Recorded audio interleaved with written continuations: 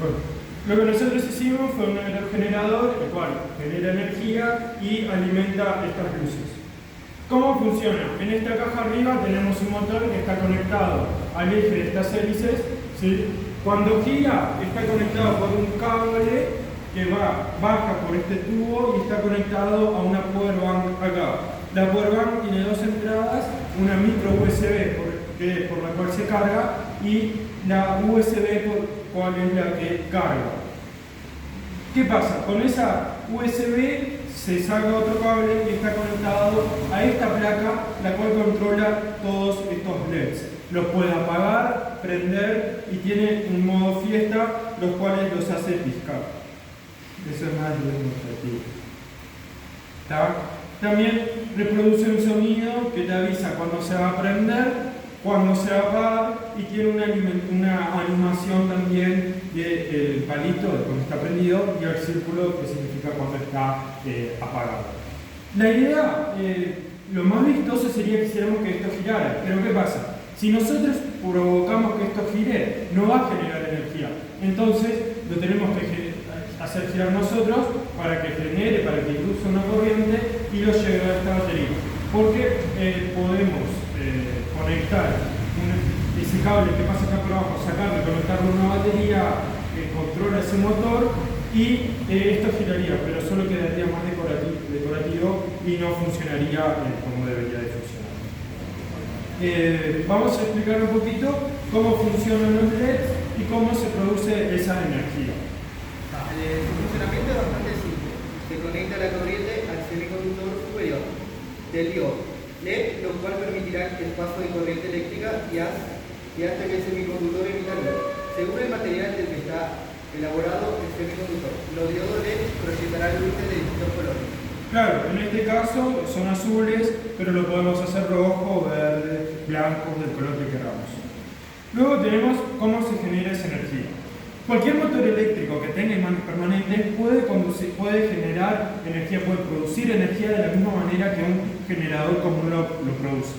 Girar el eje del motor hace que las bobinas giren más allá de los imanes y esto induce una corriente eléctrica. Estos motores tienen dos partes principales: el rotor, que es la parte giratoria, y el estator, que es la parte estática, que generalmente es la parte de afuera. Cuando el generador está en funcionamiento, una de las dos partes genera un flujo magnético que actuaría como un inductor para que el otro transforme eso en electricidad, que funcionaría como inducido. Durante el funcionamiento normal, el campo magnético interactúa con el estator, o sea, la parte rígida, la parte estática, permitiendo que el rotor y el eje del motor principal giren. ¿Qué ley se aplica acá? La ley de Faraday. ¿Esta qué dice? El voltaje inducido en un circuito es directamente proporcional al cambio del flujo magnético en un conductor o una espira. ¿Qué significa esto? Que si tenemos un campo magnético generando un flujo magnético, necesitamos una espira por donde circule una corriente eléctrica para poder conseguir y generar esa fuerza electromotriz que es la FEM.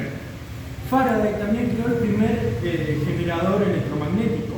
Se llamó el disco de Faraday. ¿En qué consistía? Era un disco de cobre, de alambre de cobre, que estaba dentro de un imán en forma de herradura, con dos maniveladas atadas a sus extremos y lo hacía girar. Esto pudo demostrar que se podía generar electricidad a través del magnetismo y les abrió las puertas a los conmutadores, a los dínamos de corriente continua y a los alternadores de corriente. Entonces, cuando dentro de un campo magnético tenemos una espira por donde circula una corriente eléctrica, aparecen fuerzas que nos van a generar que esa espira gire alrededor de su propio eje. De esta manera, si dentro de un campo magnético inducimos una espira y la hacemos girar, vamos a provocar la corriente inducida, que es lo que hacemos nosotros acá. Esta corriente va a ser responsable de la FEM y va a variar en función de la posición de la espira y el campo magnético. La cantidad de corriente que vamos a hacer con la FEM va a depender del flujo magnético o las líneas del flujo que la espira pueda cortar. O sea, cuanto mayor sea el número de líneas, mayor va a ser el flujo general y por lo tanto mayor va a ser esa fuerza electromotriz, esa FEM.